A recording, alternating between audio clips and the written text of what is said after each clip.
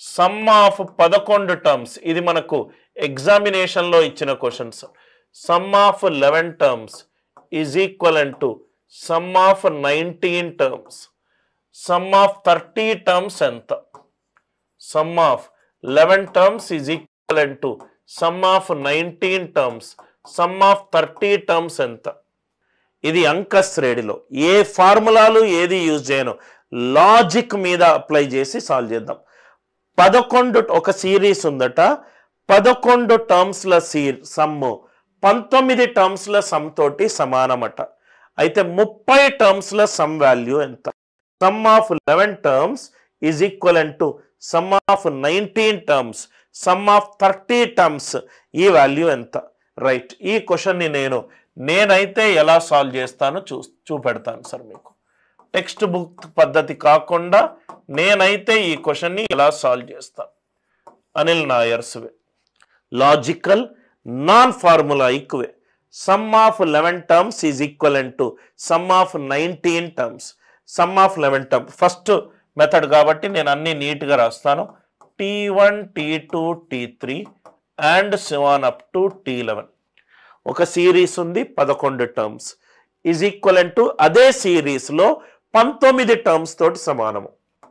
అంటే T12 T13 T14 T15 T16 T17 T18 T19. ఒక సిరీస్లో first 11 terms is equal to మొత్తము 19 terms. అంటే ఇది మొత్తం అట సార్, దీన్ని మొత్తము చేస్తే వాల్యూ నాకు ఈ మొత్తం వాల్యూకి సమానమైందట. ఈ మొత్తం వాల్యూకి సమానమైందట. లాజికల్గా ఆలోచించండి. ఫస్ట్ 11 టర్మ్స్ని కూడి నెక్స్ట్ 8 టర్మ్స్ని కూడితే మొత్తం నాకు 19 టర్మ్స్ వస్తాయి. అంతే కదా సార్? ఈ మొత్తం బంచ్ని కూడి ప్లస్ ఈ బంచ్ని కూడితే, ఏదైతే సర్కిల్ పెట్టలే దాన్ని కూడితే మొత్తం నాకు సమ్ ఆఫ్ 19 టర్మ్స్ వస్తుంది. అంటే ఏంటి sir? Some of first 11 plus some of next 8 is equal to sum of 19 terms. ఈ స్టెప్ అందరికి అర్థమైందా? Some of first 11 plus some of next 8 is equal to total some of 19. కానీ ఈ రెండు సమానం అన్నాడు, ఈ వాల్యూ సమానం అన్నాడు. అంటే సమ్ ఆఫ్ నెక్స్ట్ 8 టర్మ్స్ ఎంత కావాలి సార్? 0 కావాలి.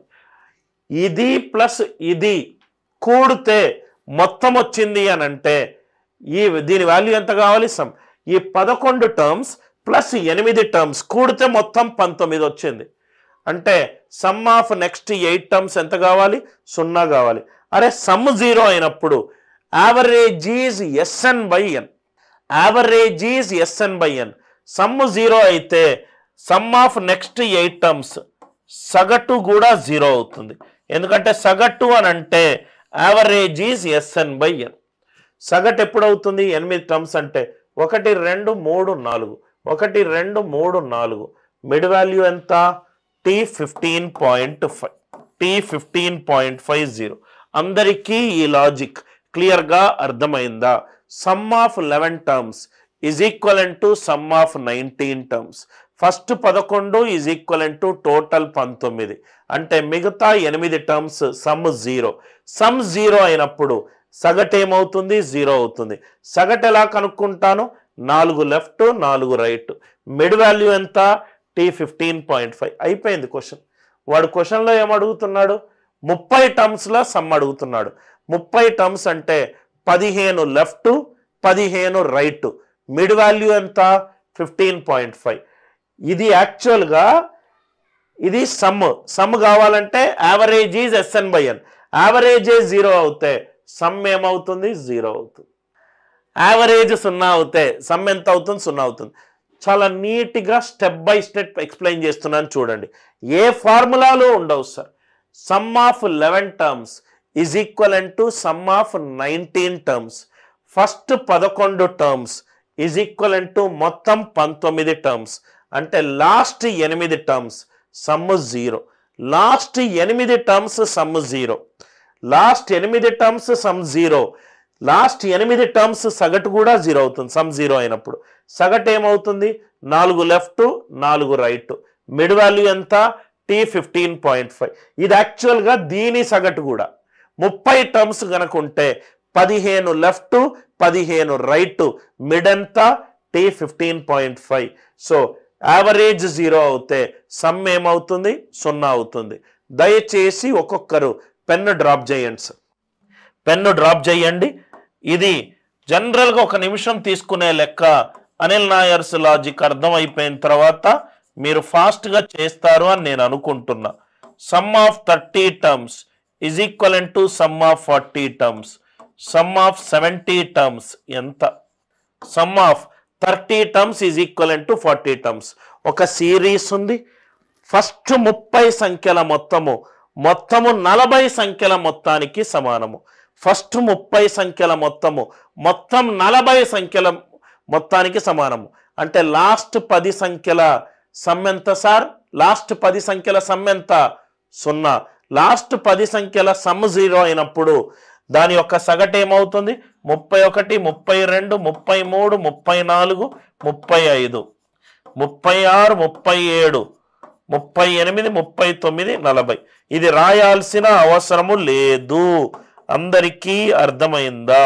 లాస్ట్ 10 టర్మ్స్ అంటే 5 లెఫ్ట్ 5 రైట్, మిడ్ అంతా 35.5. 35.5 0 అవుతే right 70 terms 35 left 35 right, mid value ఎంత? T 35.5. సో ఇది 0 కాబట్టి ఇది కూడా 0. Some of 30 terms is equivalent to sum of 40 terms. అంటే మిగతా 10 టర్మ్స్ సమ్ 0. మిగతా 10 టర్మ్స్ సమ్ 0 కాబట్టి యావరేజ్ 0. 5 left 5 right, T 35.50. ఇది ఈ క్వశ్చన్కి సగటు. ఇది ఈ క్వశ్చన్కి సగటు. అందుకే లాజిక్ ఏమంటాడంటే టెక్స్ట్ బుక్లో SA is equivalent to SB, SA plus B is equivalent to 0 అంటాడు. SA is equivalent to SB, SA plus B 0 అంటాడు. SA is equivalent to SB, SA plus B ఎంత? 0. అందరికీ లాజిక్ క్లియర్ అయిందా? Explain చేసేటప్పుడు కూడా formula లేకుండా మీరు చాలా ఈజీగా ఎక్స్ప్లెయిన్ చెయ్యొచ్చు. మళ్ళీ ఎక్స్ప్లెయిన్ చేస్తున్నాను, చాలా జాగ్రత్త వినాలి సార్ క్లాసు. ఒక్కసారి లాజిక్ అర్థమవుతే మీరు ఫాస్టెస్ట్ అప్రోచ్లో చెప్తారు. Some of 11 terms is equivalent to sum of 19 terms.